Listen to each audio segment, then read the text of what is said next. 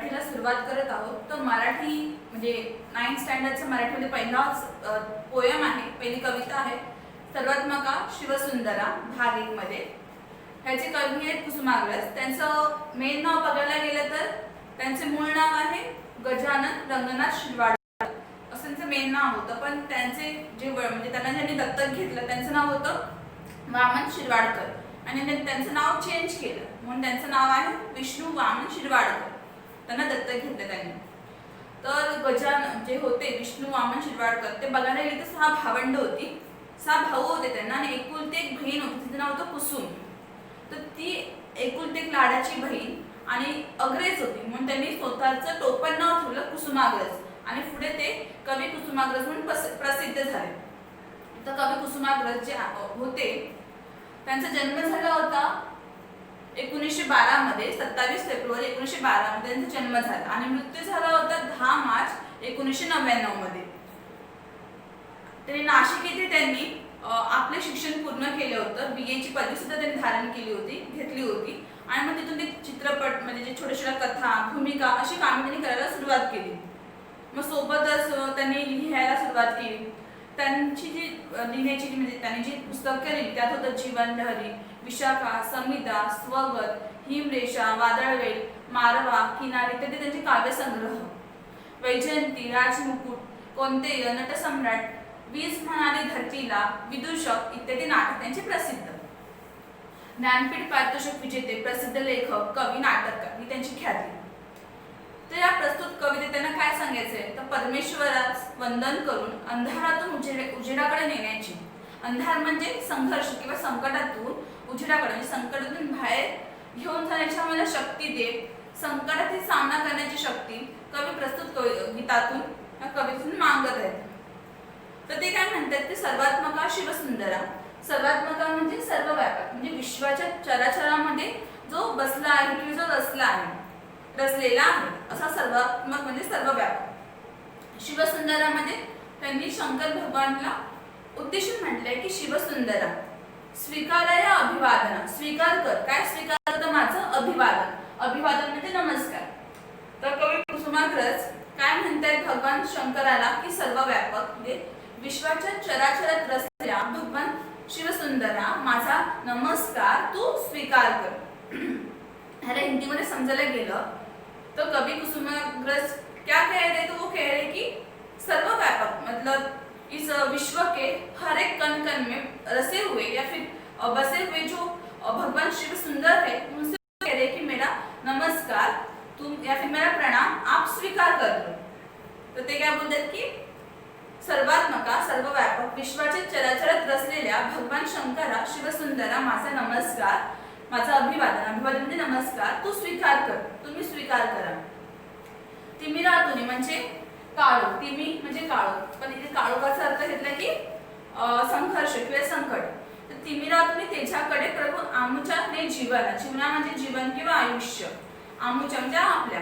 तर ते प्रभू म्हणजे देवाला काय म्हणतात भगवान शंकराला की आमच्या जीवनाला आमच्या आयुष्याला तू काळोखातून त्याच्याकडे म्हणजे प्रकाशाच्या दिशेने ने. म्हणजे आम्हाला तू संकटात लढण्याची शक्ती दे आणि आमच्या जीवनाला संकटातून बाहेर सुद्धा घेऊन जा. तर ते काय म्हणतात की आम्हाला योग्य मार्ग दाखव. संकटातून बाहेर जाण्यासाठी योग्य मार्ग दाखव. तर परत इथे 2 लाईन बघूया आपण की सर्वात्मका शिवसुंदरा स्वीकार या अभिवादना. अभिवादन म्हणजे नमस्कार, स्वीकार तुम्ही स्वीकार करणे. तर ते काय म्हणतात की सर्वात्मक म्हणजे विश्वाच्या चराचरात असलेल्या हे शिवसुंदरा भगवान तू माझा अभिवादन म्हणजे माझा नमस्कार स्वीकार कर. पुढे ते बोलतात की तिमिरातुनी त्याच्याकडे प्रभू आमच्या ने जीवन. आणि तिमिरातुनी म्हणजे काळोखातून आमच्या जीवनाला तू त्याच्याकडे घेऊन जा. म्हणजे काय संघर्षातून आम्हाला बाहेर पडण्याची शक्ती दे, आम्हाला योग्य मार्ग दाखव आमच्या आयुष्यात. जीवनात म्हणजे आयुष्यात. पुढे ते म्हणते सुमनात तू गगनात तू तारामध्ये फुलतोस तू सर्वात त्या सद्धर्मचे जगतामध्ये सर्वात त्या वसतोस तू. चोहीकडे रूप तुझी जाणी ही माझ्या मना. म्हणजे ते काय म्हणते सुमनात तू म्हणजे फुलामध्ये तू आहेस, गगनात तू म्हणजे आकाशामध्ये तू आहेस, ताऱ्यांमध्ये फुलतोस तू, या ताऱ्यांमध्ये सर्वत्र देखील तूच आहेस. सद्धर्म जे जगतामध्ये म्हणजे जगामध्ये जिथे तिथे सद्धर्म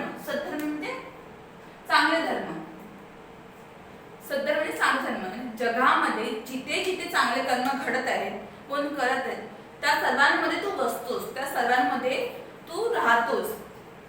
चोहीकडे रूप तुझी जाणीव ही माझ्या मनाला जाणीव आहे. जाणीव म्हणजे अवेअरनेस. तर ती माझ्या मनाला माहिती आहे, जाणीव आहे की चोहीकडे म्हणजे चारही दिशांमध्ये सर्वत्र तुझी जी रूप आहेत ती माझ्या अवतीभोवती आहेत, याची जाणीव माझ्या मनाला आहे. म्हणजे काय म्हणते ह्या दोन लाईनमध्ये की सुमनात तू, कवी कुसुमाग्रज देवाला म्हणतात की फुलामध्ये देखील तू आहेस, गगनात तू, आकाशात देखील तू आहेस, ताऱ्यांमध्ये फुलतोस तू. जे तारे आहेत त्या सर्वांमध्ये देखील तू फुलतोस, तू राहतोस. सद्धर्म जे जगतामध्ये आणि जगामध्ये जिथे जिथे चांगले कार्य घडत आहेत त्या सर्वांमध्ये तुझा वास आहे, तू त्यांच्यासोबत राहतोस. चोहीकडे रूप तुझी जाणीव ही माझ्या मनात आणि माझ्या अवतीभोवती चारही दिशांकडे सर्वत्र तुझी रूपे माझ्या अवतीभोवती आहे, त्याची जाणीव माझ्या मनाला आहे, असे कवी कुसुमाग्रज म्हणतात. तर ते काय म्हणतात की सर्वात्मका शिवसुंदरा स्वीकार्य अभिवादना, तिमिरा तुम्ही तेच्याकडे प्रभू आमुजने जीवना. सर्वात्मक म्हणजे सर्वव्यापक. तर कवी काय म्हणतात की कवी कुसुमाग्रज बोलतात की सर्वव्यापक म्हणजे विश्वाच्या चराचर म्हणजे विश्वाच्या कणाकणात असलेल्या भगवान शिवसुंदरा माझा अभिवादन म्हणजे माझा नमस्कार तू स्वीकार कर. आणि तिमिरातून म्हणजे काळोखातून तेच्याकडे प्रभू आमच्या जीवनाला ने, काळोखातून तेच्याच्या दिशेने आमच्या जीवनाला आमच्या आयुष्याला तू घेऊन जा. काळोख म्हणजे काय तर काळोख अर्थात आम्हाला संकटातून बाहेर पडण्याची शक्ती तू दे, योग्य मार्ग आम्हाला तू दाखव, असं कवी कुसुमाग्रज म्हणतात. पुढे म्हणतात की सुमनात तू, ते भगवान शंकराला म्हणतात की तू फुलामध्ये आहेस, तू गगनात देखील आहे, गगन म्हणजे आकाश, आकाशात देखील तूच आहेस. ताऱ्यांमध्ये फुलतोस तू, ताऱ्यांमध्ये ते तारे त्या सर्वांमध्ये तूच आहेस. सद्धर्माच्या जगतामध्ये आणि जिथे तिथे या जगात जिथे जिथे देखील सद्धर्म होतात, सद्धर्म म्हणजे चांगले कार्य कोण करतं त्या सगळ्यांमध्ये तुझा वास आहे, त्या सगळ्यांसोबत तू असतोस. चोहीकडे रूप तुझी जाणीव ही माझ्या मनात. चोहीकडे म्हणजे चारी दिशांमध्ये, कुठे दिली हा चोहीकडे म्हणजे चारी दिशांमध्ये म्हणजे माझ्या चारी दिशांमध्ये आजूबाजूला अवतीभोवती सर्वत्र तुझी रूप आहे, याची माझ्या मनाला जाणीव आहे. माझ्या मना म्हणजे मन, माझ्या मनाला जाणीव आहे. पुढे ते म्हणतात की श्रमतोस तू शेतामध्ये, तू राबसी श्रमिकांमध्ये, जे रंजले वा गांजले पुसतोस त्यांची आसवे, स्वार्थ विना सेवा जिथे तिथे तुझे पद पावना. श्रमतोस म्हणजे राबतोस किंवा काम करतोस. श्रमिक म्हणजे जे कामं करतात लोक, दरिद्री लोकांची कामं करतात दुसऱ्यांच्या हाताखाली, त्यांना श्रमिक म्हणतात. रंजले वा गांजले म्हणजे दारिद्र्य दुःखी लोकांचे, जे दुःखाने खसलेले लोक असतात ते. नंतरला आहे स्वार्थ विना म्हणजे निस्वार्थ, तिथे तुझे पद पावना. पावना म्हणजे पवित्र. तर ते काय म्हणतात की जे शेतामध्ये राबतात, श्रमतोस तू शेतामध्ये, तू शेतामध्ये देखील राबतो म्हणजे जे शेतामध्ये शेतकरी काम करतात त्यांच्यासोबत देखील तू राबतो, त्यांच्यासोबत देखील तू काम करतो. तू राबसी श्रमिकांसवे आणि सोबतच तू श्रमिक जी लोक आहेत जे आपल्या कष्टाने काम करतात त्यांच्या सोबत देखील तू काम करतोस. जे रंजले वा गांजले म्हणजे जे दारिद्र्याने किंवा दुःखाने खसलेले लोक आहेत, पुसतोस त्यांची आसवे. आसवे म्हणजे अश्रू. अशा सगळ्या लोकांचे तू अश्रू पुसतोस. स्वार्थाविना जे सेवा जिथे तिथे तुझी पद पावना.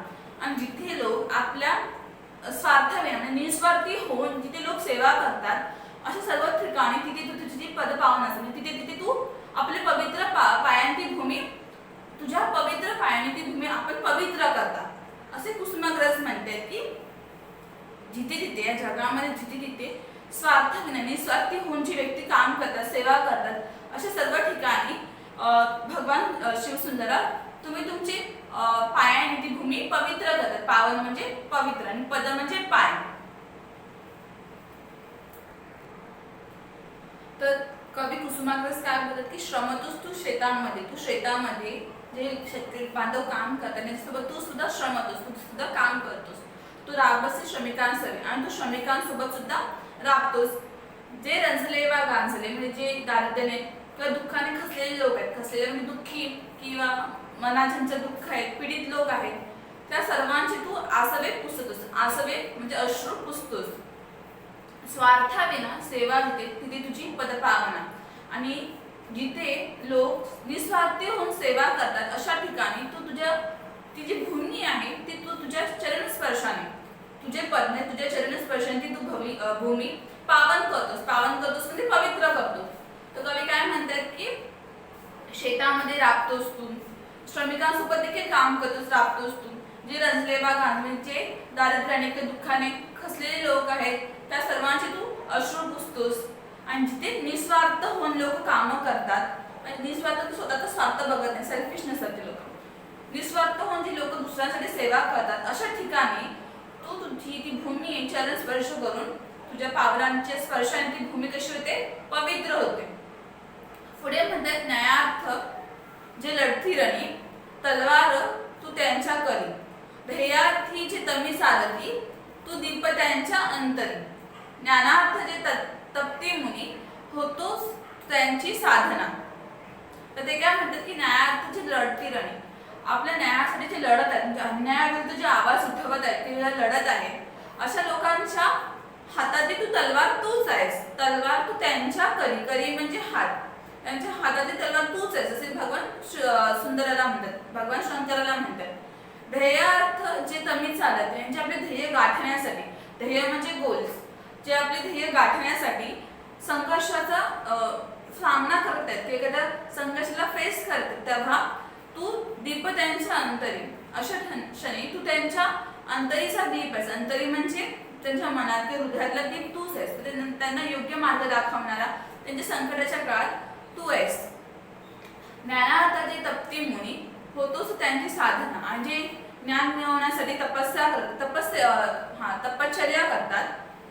तपश्चर्या जे करणारे ऋषी मुनी आहेत, मुनी म्हणजे ऋषी मुनी, होतोस त्यांची साधना. त्या ऋषी मुनींची तू साधना आहेस. ज्ञानासाठी तपश्चर्या करतात ना ऋषी मुनी, त्यांची साधना कोण आहे तर भगवान शिवसुंदर. तर कवी काय बोलतात की न्यायासाठी जे अन्यायाविरुद्ध आवाज उठवतात त्यांच्या हाताची तलवार तूच आहेस, त्यांच्या हातात तलवार तू त्यांच्या करी म्हणजे हात. ध्येयार्थाची तमी चालत म्हणजे आपल्या ध्येयासाठी संघर्षाचा सामना करतात, एखाद्या संकटाला सामोरे जात आहेत तर त्यांच्या मनातला दीप किंवा त्यांच्या हृदयातला जो दीप आहे तो तूच आहेस. दीप म्हणजे अंधारात प्रकाश दाखविणार, तमी म्हणजे काळोख, आणि ते काळोखाचा अर्थ घेतलाय संघर्ष, तर त्यांना अंधारात तू प्रकाशाची दिशा दाखवणार, प्रकाशातून मार्ग दाखवणार तूच आहेस. म्हणजे जेव्हा ते ध्येय गाठतात तेव्हा त्या संकटाचा सामना करतात, त्या संकटात योग्य अशी वाट दाखवतोस त्यांना तर तूच. ज्ञानार्थ जे तप्ती मुनी होताच त्यांची साधना, आणि जे ज्ञान मिळवण्यासाठी जे मुनी तपश्चर्या करत आहेत तर त्यांची साधना देखील तूच आहे. तर ते काय बोलतात की अन्यायाविरुद्ध जे आवाज उचलतात किंवा अन्यायाचा जे विरोध करतात अशा लोकांच्या हाताची तलवार तूच आहेस.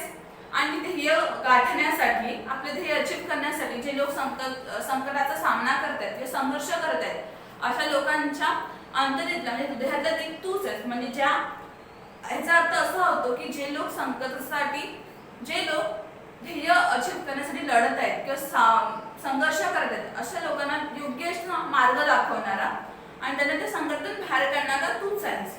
आणि ज्ञानासाठी जे लोक तपश्चर्या करतात, ऋषीमुनी जे ज्ञानासाठी तपश्चर्या करतात त्यांच्या साधनेचे फळ देखील तूच आहेस.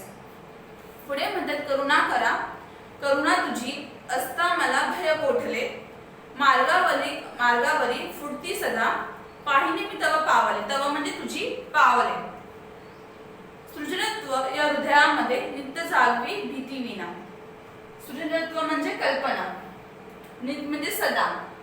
तर ते काय म्हणतात की करुणा करा म्हणजे हे मायेचा सागर. करुणा म्हणजे ज्याच्या मनात खूप दया असते किंवा माया असते दुसऱ्यासाठी, म्हणजे करुणा करतो की हे करुणा म्हणजे हे मायेचे सागरा. करुणा तुझ्या करुणेची कृपा जो माझ्या पाठीशी आहे असता मला भय कोठले. करुणा तुझी असता म्हणजे तुझ्या करुणेची कृपा जोपर्यंत माझ्या पाठीशी आहे तोपर्यंत मला भय कोठले. भय म्हणजे भीती, तोपर्यंत मला कोणाची भीती नाही. मार्गावरील पुढती सदा पाहिणं मी तेव्हा पावले म्हणजे की माझ्या मार्गावरून चालताना जेव्हा ते काही डिसिजन घेतील किंवा कुठच्याही मार्गाने जेव्हा चालत असतील तर ते म्हणतात की मी मार्गावरून जेव्हा पुढे चालत जाईन तेव्हा सदा म्हणजे नेहमी पाहिण मी तेव्हा पावले. त्या मार्गावरती तुझी पावले आहेत की नाहीत ते मी पाहिन माझ्यासोबत. तर ते काय म्हणतात की करुणा करा मायेचे सागरा किंवा दया करा, तुझी करुणेची कृपा माझ्यावरती असताना, तू माझ्या पाठीशी असताना मला भय कोठले, म्हणजे मला कोणाची भीती नाही आणि मी ज्या मार्गावर पुढे जाईन तर मी सदा पाहीन की तुझी पावले माझ्या सोबत आहेत की नाही. पाहिन ना मी तेव्हा पावले मार्गावरती पुढतीच जातात, म्हणजे ज्या मी मार्गावरती पुढे चालत असतो तर मी नेहमी पाहीन की तुझी पावले माझ्या सोबत आहेत की नाही. सृजनत्व म्हणजे कल्पना या हृदयामध्ये मी म्हणजे सदा जागवी भीती विना, आणि की या हृदयामध्ये ही जी कल्पना आहे ज्याच्यामध्ये मला त्यांना हे काव्य स्फुरले, हे काव्याची त्यांनी जी निर्मिती केली तशी काव्य त्यांच्या हृदयामध्ये नेहमी स्फुरत राहावी, ती पण कोणाला न घाबरता, कोणाच्या भीती विना.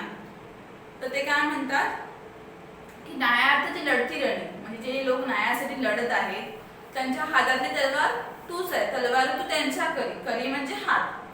ध्येयार्थाची ध्येयार्थाची तमी चालते, आणि आपल्या ध्येयासाठी तमी चालत, तमी म्हणजे काळोखातून चालत, म्हणजे संघर्षाचा जे लोक सामना करतात आपले ध्येय गाठण्यासाठी त्यांच्या हृदयातला किंवा मनातला दीप तूच आहे. अर्थात जे लोक आपलं ध्येय गाठण्यासाठी संघर्ष करतात किंवा संकटाला सामोरे जात आहेत अशा त्यांच्या जीवनाच्या काळात तू त्यांना योग्य मार्ग दाखवणार आहेस, तूच त्यांना या संकटातून बाहेर देखील काढणार आहेस. ज्ञानार्थ जे तप्ती मुनी होता असं त्यांची साधना, आणि जे ज्ञान मिळवण्यासाठी जे मुनी किंवा ऋषी मुनी जी तपश्चर्या करतात त्यांची साधना देखील तूच आहे, म्हणजे त्या तपश्चर्याचे जे फळ आहे ते देखील तूच आहेस. करुणा करा म्हणजे एवढं की हे मायेच्या सागरा करुणा तुझी असता, म्हणजे तुझी करुणा तुझी दया माझ्या पाठीशी असता मला भय कोठले, मला कुणाची भीती. मार्गावर पुढती सदा, म्हणजे मी मार्गावरती किंवा एखाद्या डिसिजन जरी घेतील तर ते नेहमी बघतील की मार्गावरील पुढे ती सदा, मी जेव्हा एखाद्या मार्गावरून जाईन तेव्हा मी नेहमी पाहिन की तेव्हा पावले की त्या मार्गावरती तुझी पावले, तेव्हा म्हणले तुझी पावले माझ्या सोबत आहेत की नाही. आणि ते म्हणतात की माझ्या या हृदयामध्ये जी कल्पना आली ती नेहमी जागावी, म्हणजे नेहमी अशी काव्य त्यांना स्फुरावी अशी त्यांनी देवाकडे प्रार्थना केली.